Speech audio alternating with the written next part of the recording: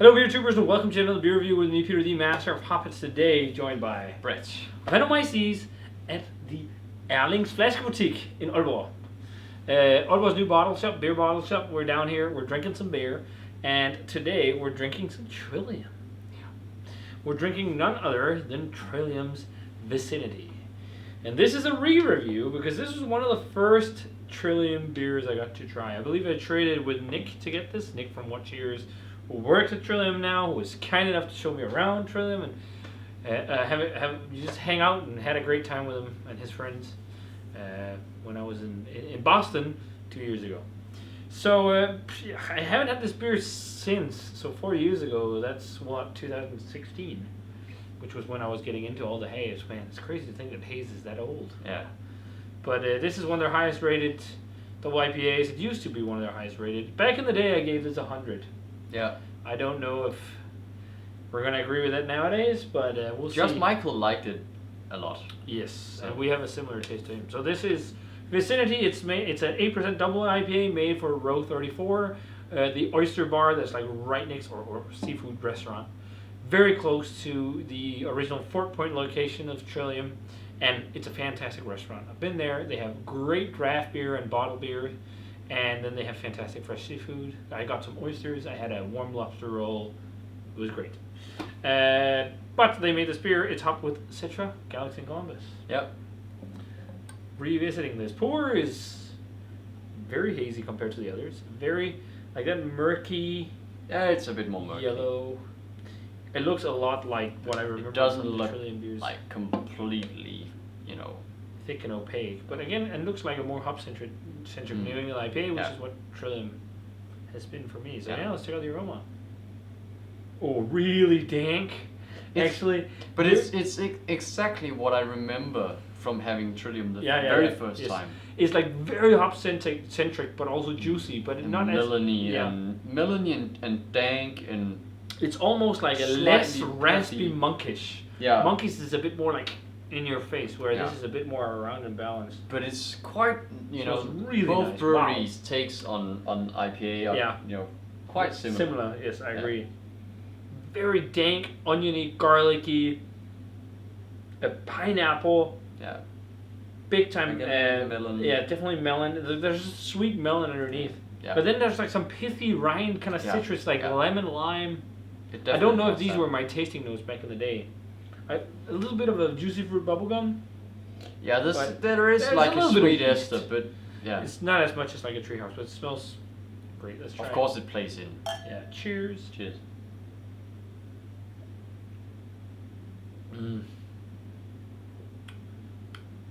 That's a great dry and hop-centric New England IPA. Singing. Really singing and bright. Yeah. Really passion fruity. Yeah. And pineapple-y. Yeah, it's a bit more pineapple-y and passion fruity than the aroma.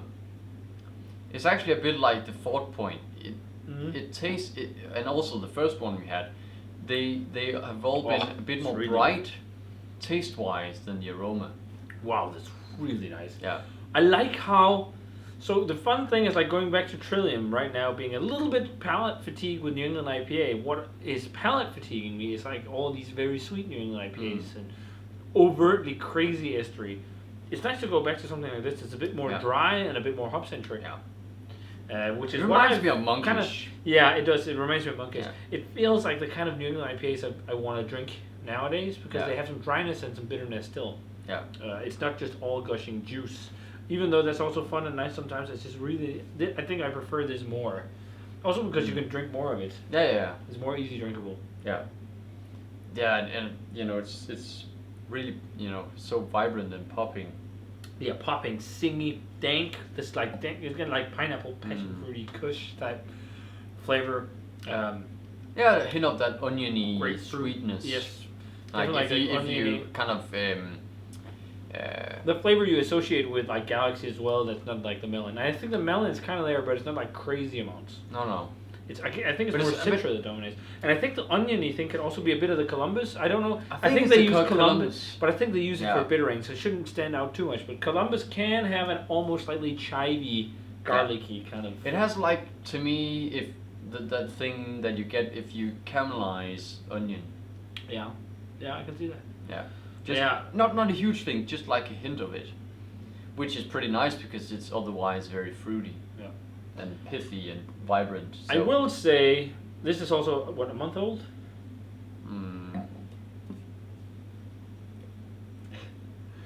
A bit less. A bit less than a month, but I think it's still drinking great. I will say I think I've enjoyed some of the Monkeys releases we've had as of late more than this. Well, that was a triple IPA, so it's hard to compare. But I think like a 96 is good for this. I think it's just, I don't think it's 100 as back in the day, but it's like a 95, small 96 for me. It's just like the entry of world-class New England IPA and exactly kind of like how I'd like a more drinkable, very hop-centric New England IPA. I still think Trillium is really fucking nice. But yeah, I just don't drink as much New England IPA anymore. But having it when it's of this caliber, I enjoy it. But yeah. Yeah, and the market is just so saturated. I'm not sure if I think the Monkeys necessarily was that much better than this one, but it is. It's in the same kind of ballpark of flavor. And it maybe had a bit more complexity. Than this one. But it was also a triple IPA. But I'll still go 96. I think it's just. I think it's a bit better than the 95. Yeah. It's very nice, but it's not 100. I think.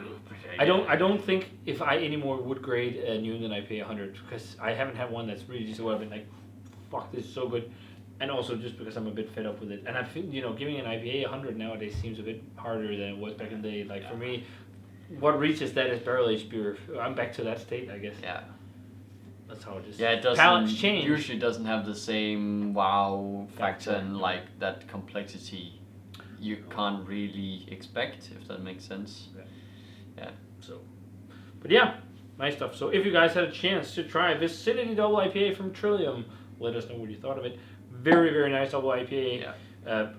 Worth a shot for sure. If you want to try Trillium, this is one of the ones you should check out, along with like 4 Point and Headroom if you can. And what else? There's just so many though. But I actually think this is more or less as good as the regular Headroom. I gave the regular Headroom a 96.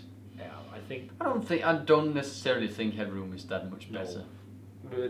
But again, that's also it was taste last preference. year reviewed. It was 2 years ago. Yes, but I to my palate, I almost thought that the regular Headroom was a bit too hoppy compared to. I can't exactly remember how it was, to be honest, 100%.